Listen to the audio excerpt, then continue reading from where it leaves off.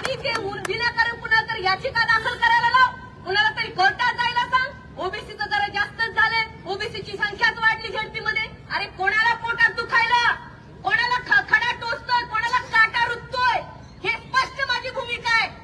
ओबीसीच्या आरक्षणामधला 0.1% कमी होणार नाही आणि खऱ्या ओबीसीलाच त्या ठिकाणी झडपी, महानगरपालिका आणि स्थानिक स्वराज्य संस्था मिळाली पाहिजे.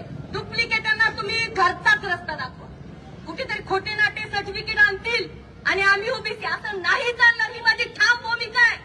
मी शोषित वंचितांसाठी लढणारी मुलगी आहे. पक्षाची मी माफी मागते. कदाचित एखादा दुसरा शब्द आवडणार नाही, हरकत नाही, पण डॉक्टर बाबासाहेब आंबेडकर विद्यापीठात मी शिकलेली मुलगी आहे, तर मी खरंच बोलणार. ज्या पवार साहेबांनी स्वतःची सत्ता घालवली, परंतु आपल्या मराठवाड्याला डॉक्टर बाबासाहेब आंबेडकर हे नाव दिलं का नाही मला सांगा.